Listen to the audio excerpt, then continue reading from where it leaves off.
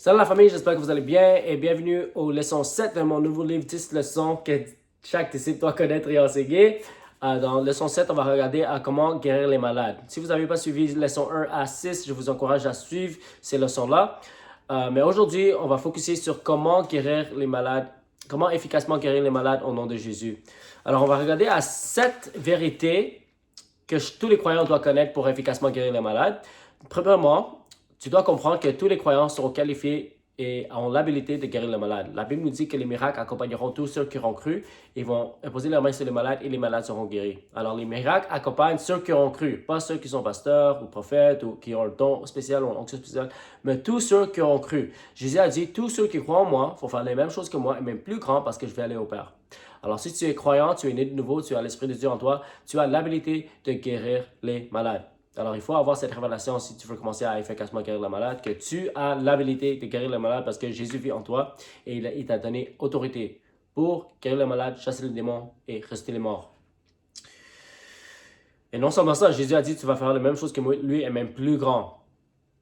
Numéro 2, deuxièmement, il est ordonné à tous les croyants de guérir le malade. Alors, non seulement vous avez l'habilité, mais vous avez les responsabilités de guérir le malade. C'est un commandement de guérir le malade. Jésus a dit à ses disciples de prêcher l'évangile, guérir les malades, chasser les démons, ressusciter les morts. Okay? Ce n'était pas une option, c'était un commandement. Et après, il a dit à ses disciples, formez les disciples dans toutes les nations et enseignez-les à obéir tout ce que je vous ai prescrit. Et une des choses qu'il a prescrit à ses disciples, c'est de prêcher l'évangile, guérir les malades, chasser les démons et ressusciter les morts. Alors, c'est un commandement.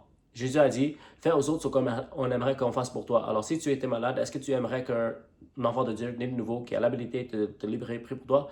Si ta réponse est oui, dans ce cas, tu n'as pas le choix de faire aux autres ce qu'on aimerait qu'on fasse pour toi. Ça veut dire que si tu vois un malade, tu dois obéir la règle d'or de faire aux autres ce qu'on aimerait qu'on fasse pour toi. Alors tu dois prier pour cette personne. C'est un commandement. Ce n'est pas une option. Numéro 3, la guérison est toujours la volonté de Dieu. Comment on sait que la guérison est toujours la volonté de Dieu? Parce que Dieu l'a déjà fait. La Bible nous dit que par les meurtrissures de Jésus, on a été guéri. Alors le prix a été payé déjà. Alors Jésus a déjà fait ce qu'il doit faire pour guérir toutes les maladies. Alors c'est à nous de manifester la volonté de Dieu par la foi. Parce que c'est déjà fait, c'est déjà accompli. Tout est accompli. Jésus a coulé son sang, alors le prix est payé pour les malades, que les malades soient guéris. Jésus a dit, la volonté de Dieu, c'est que ça soit sur la terre comme au ciel. Alors, est-ce qu'il y a la maladie au ciel? Non. Alors, ça veut dire que ce n'est pas la volonté de Dieu qu'il y a la maladie sur la terre. Alors, on doit guérir les malades au nom de Jésus. On doit renforcer le royaume de Dieu. On doit détruire les œuvres de Satan. Numéro 4, la maladie vient du diable et non de Dieu. Okay? Il y a plusieurs personnes qui vont te dire Dieu t'enseigne à travers cette maladie. Mais la Bible nous dit que c'est le Saint-Esprit qui nous enseigne toutes choses et le Saint-Esprit n'est pas un esprit d'infirmité.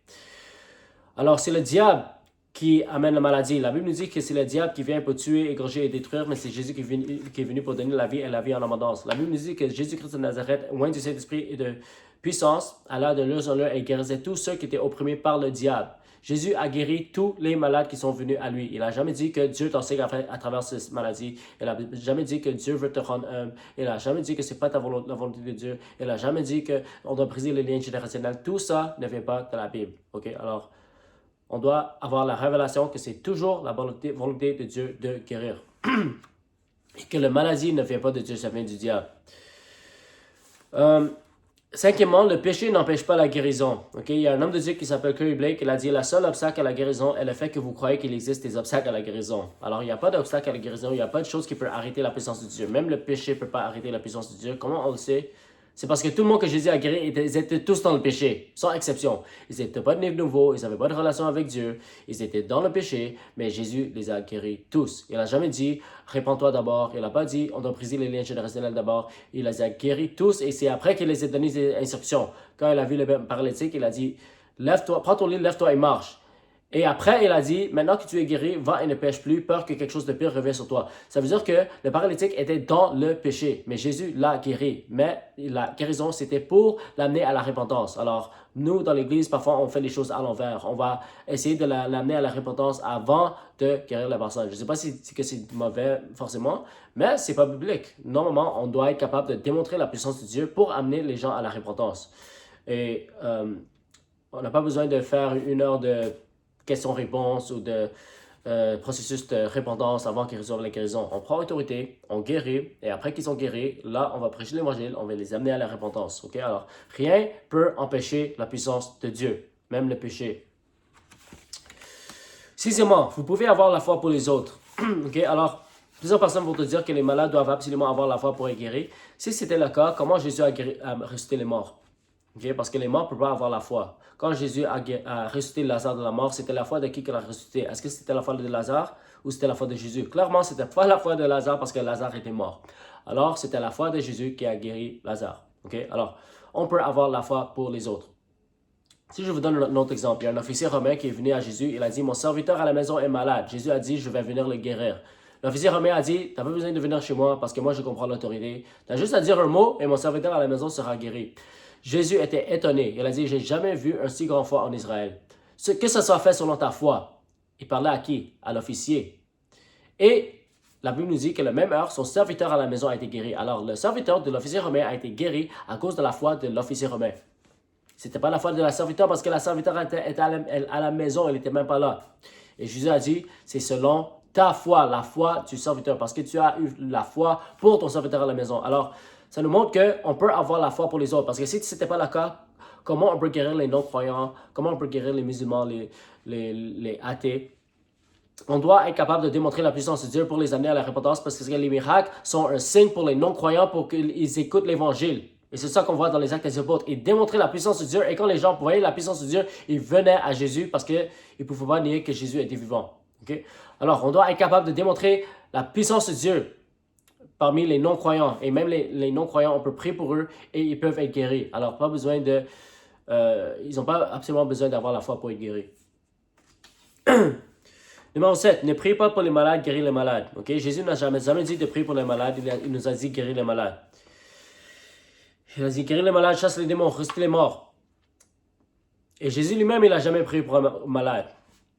Il a dit, étends ta main. Il a dit, lève-toi, prends ton lit et marche. Il a dit, Lazare, sors du tombeau. Alors, il a toujours pris autorité. Alors, on doit prendre autorité sur la maladie. Jésus a dit, je te donne le pouvoir de marcher sur les serpents et les scorpions et rien pourra te nuire.